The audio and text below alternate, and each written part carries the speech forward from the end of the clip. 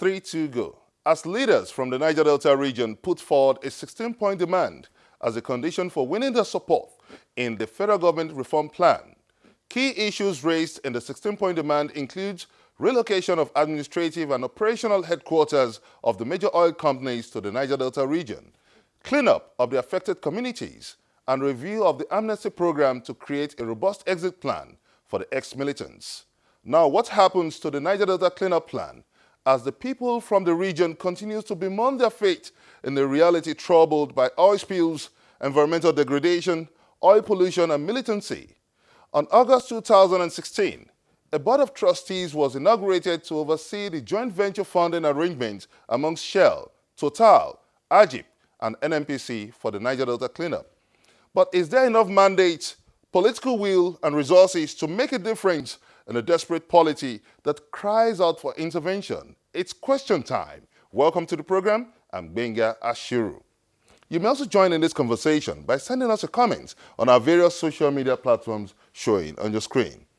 Inspired the deteriorating situation in the Niger Delta, there seemed to be yet a proper governing arrangement for proper budget implementation. Also, on the design of the East-West Road project in the Niger Delta, which is a flagship project of the Niger Delta Affairs Ministry, what is being done to correct the errors observed in the project and get the contractors back to work? As the Niger Delta Affairs Minister, Usani Uguru, cries out for an 850 billion intervention fund to drive the project to the promised land. Join us in this exclusive interview as we try to set the record straight with the Minister of Niger Delta Affairs, Mr. Usani Uguru. The component of the Section 5 of the East-West Road alone is upward of 270 to 300 billion naira. And the other sections have outstanding, recommended for completion, over another 250 billion naira, that's 500 billion. Then we have several road projects ranging from hundreds of millions to tens of billions. We have other infrastructure projects like the skills acquisition centers and their accompanying infrastructure developments within the estates. We have housing estates. We have other projects in the region. And if you put all that together, it comes to the region of that amount. So it's not just for one project. The question was on how much is required to complete all the projects that the ministry has initiated. So that's why we came to that rough estimation. When you talk of flagship projects and you talk of the East-West Road, where does that place the Ogoni cleanup plan? Well, it is rather surprising that the public thinks that the ministry is only for East-West Road. Because everybody that talks about the ministry first tends to focus on the East-West Road. However, it is quite important given the socio-economic impact expected to create and generate and drive within the region.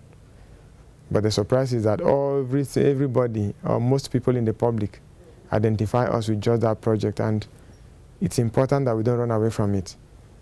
However, when it's taken in juxtaposition with the Ogoni cleanup,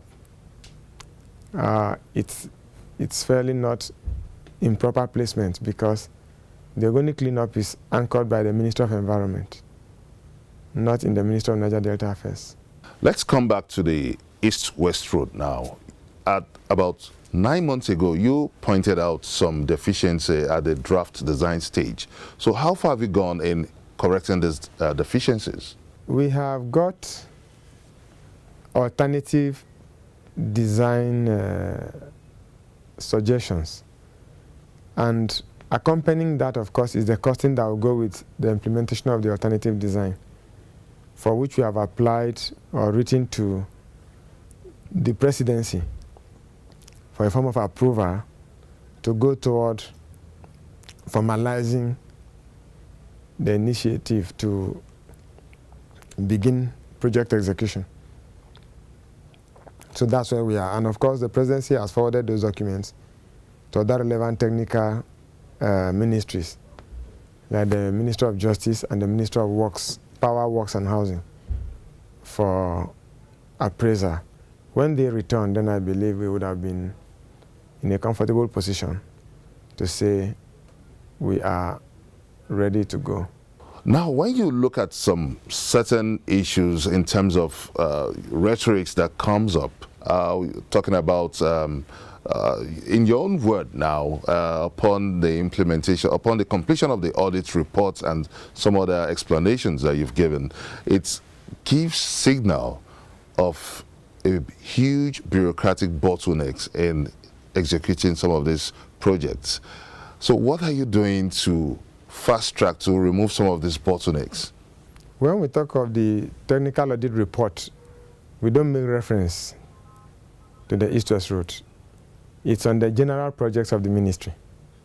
So the items must be addressed in the proper context so that we don't mislead the public. You also disclosed that 4 billion naira has been given to mobilize contractors, but considering the timeline and the urgency, the anxiety from the public, some people feel that this project is taking a rather slow pace.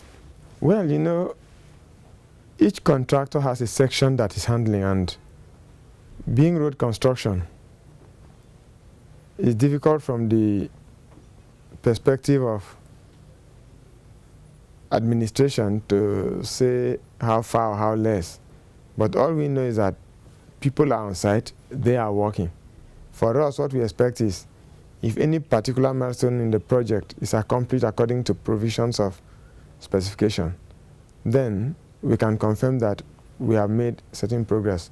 But just being on site makes us believe that they are actually making progress. But beyond bureaucratic bottlenecks that you referred to, the most important factor in all this is the money that you know we don't have.